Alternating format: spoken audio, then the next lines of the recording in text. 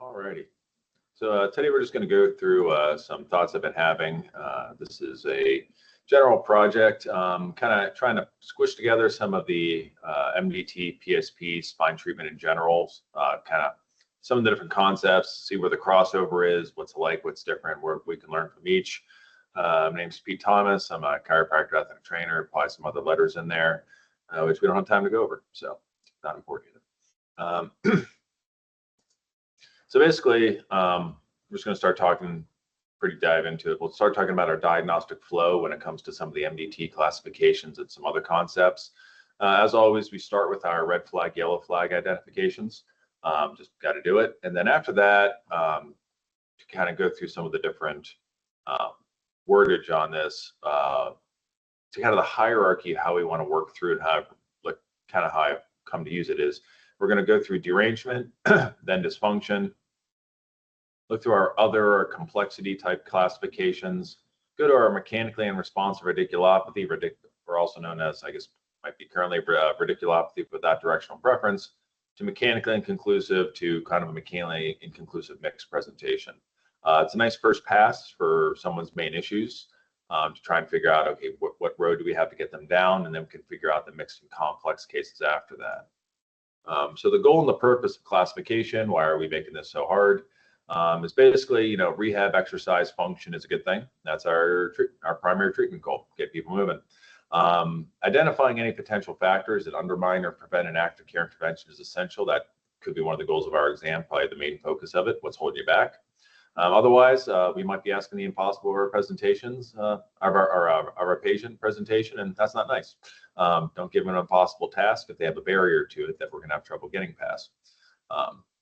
So to start running through the classification hierarchy, first thing we'd have to run through would be what we call like a derangement. We're going to be a lot of R's in this. I'm not smart enough to make an acronym or something like that, so we're just going to go R's. So we reduce derangements. So derangement, what does that mean? You can always just go straight to the McKenzie site to see the definitions, the updated 2021 ones. I think it's under the educational resources tab. To put this more like the clinical questions from some of the PSP framework, the major thing we're thinking is, do we have a problem which will respond to mechanical physical treatment and remain better, preferably rapidly, is the first thing I'm looking for.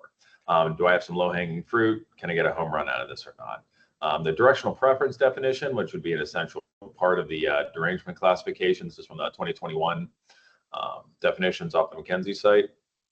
Directional preference describes the clinical phenomenon where a specific direction of repeated movement and or sustained position results in a clinically relevant improvement in symptoms. It is usually accompanied by an improvement in function of mechanics or both. Its presence and relevance determines over 2 to 3 visits. So basically the take home is, this is the first thing we need to screen for. Our purpose is to make sure we don't miss these, because these are our easy cases and it can be a major barrier, because basically if we don't identify this and get the right load and intervention into it, we end up in rehab purgatory. We'll be doing active care interventions forever, might not hit the right angle, might hit it by accident. Somebody does the poor form on something, they might fix it by accident. But basically our major concern with missing a derangement is this will prevent some of the national resolution of just somebody moving around. Like all the things that get fixed by themselves that never come in our office, we don't have to worry about those. We're looking for our active care killers. If we have this presentation, we need to embrace it. Typically, obstruction, restricted range of motion is associated with it, but not an absolute requirement, although it's considered typical. We can also follow neural tension, concordant signs, beating just about anything that they're having a problem with. Does this change when we put a certain, mechanical physical force into it? Do we get a rapid change, preferably rapid change that remains better after? And we could also do this with serial neurological exam testing. We can run through our upper lower quarter screens or anything else. Are we lucky enough to get a very quick response with some of our neuroscience saying, yeah, we really have to focus on this. This might be all they need in the near future until we exhaust it. We can also use rehab of any brand name as a concordant baseline to retest after picking a variable to load. Change in pain or mechanics, kind of on the motor control side. We'd be thinking, is this more of an arthrogenic inhibition mechanism, throwing off the rehab and motor control? So kind of a deal killer on that. Otherwise, our ceiling will get substantially lower for those types of interventions. Main example would be like, oh, do I have like a catch through the middle of a bridge or something like that, or just kind of jams? We put in some like a force progression, changed planes into like a side glide type thing, something like that, and all of a sudden that clears up. We had a mechanical force that had an improvement in mechanics or symptoms that remained better. Maybe that's a prerequisite for that active intervention to succeed, or something that will make sure it just fails every time. Keeping on the derangement, this can be anything from self-treatment mobilization, the traditional press-ups, stretching of any shape or size, use your imagination, sustained mid-range positions to adjustment manipulation, or possibly a rehab program biasing towards a specific direction, giving an active mid-range sustained load. If we get quick and lasting improvements in baselines afterwards from a mechanical variable exposing a directional preference, we're in business. We just got to pay attention and try and just see behind the specifics of what we're doing. So what are the basics? What's the direction? What's the force? This includes adjustment and manipulation with a lasting, durable improvement. Full force progression in traditional chiropractic cases. That's why it works. One of the ways we think of this is, I got it in one of the courses, was, a lot of manual therapy in chiropractic starts in side posture. A lot of the McKenzie progressions end in sideline flexion rotation. The chiropractors start where some people end. So everybody's right at a specific moment, just where do we need to be along those lines. This includes adjustment and manipulation with a lasting, durable improvement. So that would be another thing I would say. Also, I forgot on the last slide actually, and also when we're looking at outcomes, neural tension as an essential baseline with spinal range of motion. Just another way to pick up restricted or obstructed motion. Sorry, I had to go back a slide. So a lot of times, always check it. There will be some derangement cases that don't get a quick change in the spinal motion, but will change the neural tensioners faster. Or some cases where I've only had neural tension respond, they just for some reason didn't obstruct motion, still showed up as a derangement, centralized, got better, and I have to follow the neural tensioners the entire way as my indicator. So just a little extra thing I missed on there. And also when it comes to the interventions on this, in addition to the adjustment stuff, we can view any intervention as part of this framework, whether it's like SOT blocking, mulligan mobilizations, axial plane considerations, and traction, things like that. We basically dissect the intervention into the direction and force to find the pattern. Multiple possibilities to achieve the same result. We just think of our 3 planes of motion: how much force, how much compression, how much distraction, how much shear, and determine, are we getting a positive response. Going on, so if we determine we don't have a derangement presentation, which would be more of our freebies, person's going to get better a lot faster, we look at, now screen out for dysfunction. This would be remodel, another R. Clinical question would be, do we have inadequate or inappropriate remodeling or healing? So this would be more of a time frame thing. If we get into like the Fab 5 funnel, which is one of the ways to look through our history and exam, this would be something more of a prolonged history, at least greater than 8 to 12 weeks. We can expect a slower gradual improvement, more on the patient education side. We're going to look for a produce no worse response to make sure we're getting enough load into it, but we're not super flaring in. We're going for collagen remodeling. It takes time. This is partly a question we're asking of the patient's tissue is, are you responding positively to this over time? This would include the inherent nerve root from MDT, nerve flossing and mobilization considerations. Loading to remodel for the joints. A lot of times this requires a lot of self-mobilization and overpressure to really get into it. Otherwise, we don't really get the full force. We could also include the myofascial category from some of the PSP stuff and the other things for soft tissue. Manual therapy, rehab, loading, taping for remodeling, depending on the stage, more the contractile dysfunction. So can't forget about the soft tissue either. And we can also include some of the active scar concepts from like DNS, love it, deal breaker for rehab until resolved. If we have, history of abdominal surgery, they still have some pain in there that we can draw out. That's going to inhibit some of our motor control interventions, trying to get some of the abdominal guys to get going. They might have got poked in the stomach and it's still pretty angry about it. So we go for that produce no worse response, work into it, and see if our active care becomes more effective. Now, getting a little more interesting, this would be the other category from MDT, or we could also consider like additional treatment required subgroups. Recovery management deal breakers requiring referral and refinement. We have more R's. Basically, the clinical question is, will our outcomes be limited if we fail to recognize additional treatment and management required in these populations? Deal breakers for full resolution or management modification if we miss them. So we need another ingredient or consideration in our treatment plan. Otherwise, we're going to have very limited results. Co-treatment indications can require additional specialists picking up unmanaged or undermanaged conditions as far as the PSP concept and treatment in general. This doesn't get to exclude other classifications depending on the episode. We can't get tunnel vision or brand the person, always exam. You can have somebody who's in one of these categories has a random derangement pickup because that's what happens, and make sure we don't miss that. So getting into the other subgroups, as far as the deal breakers, we have to always, be on the lookout for stenotic patterns. We always like things to be a derangement or a quick responder, but whether foraminal or central, there's some misclassification potential. We're always looking at this for, do we just get relief, or do we actually see improved baselines as a differential diagnosis with derangement? That's a whole topic for another day. Pelvic girdle pain or SI joint dysfunction.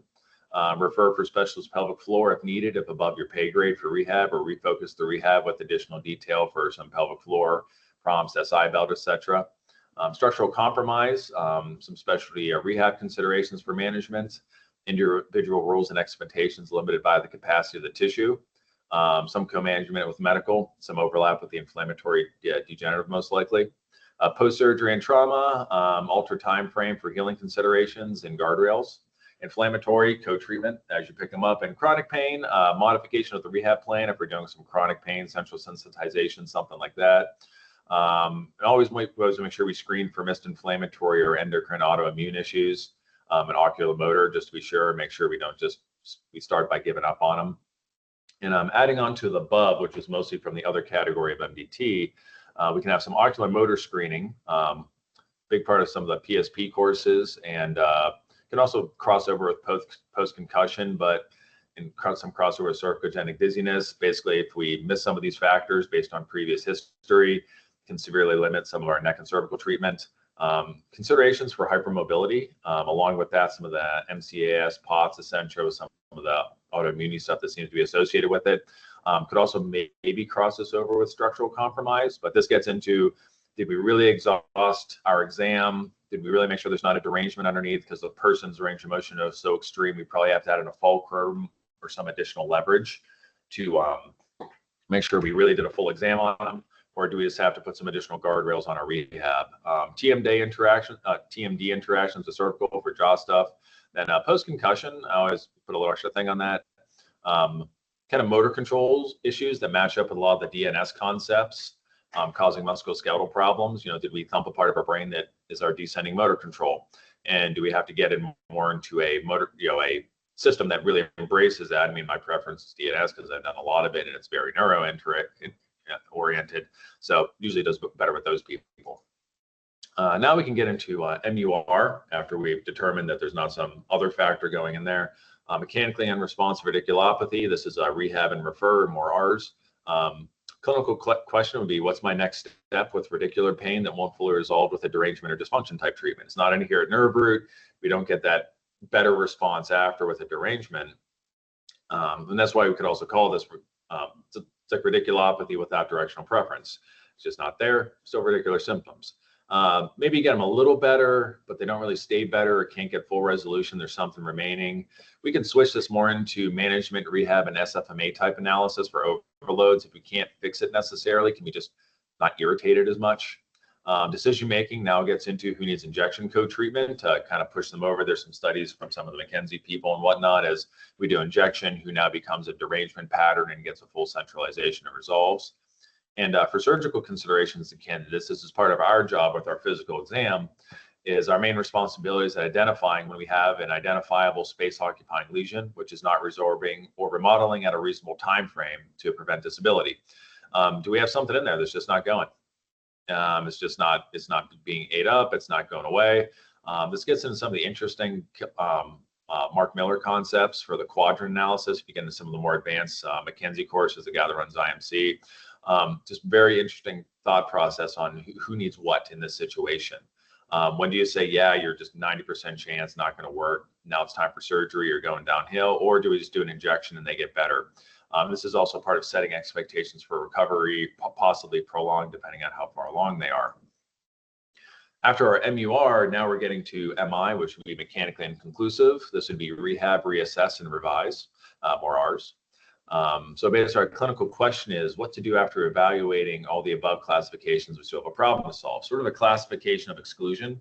I wouldn't call this non-specific problems, but not as specific as the classifications above. This might even border into like non-specific low back pain, but we can still put these people in different categories. I don't really like that term. This would be rehab time. What flavor would be the main question? We have so many. One way to think of this is I can't mend it like a fence, so I have to tend it like a garden. We have nothing to remodel, which would be our dysfunction, which I misspelled there pretty badly.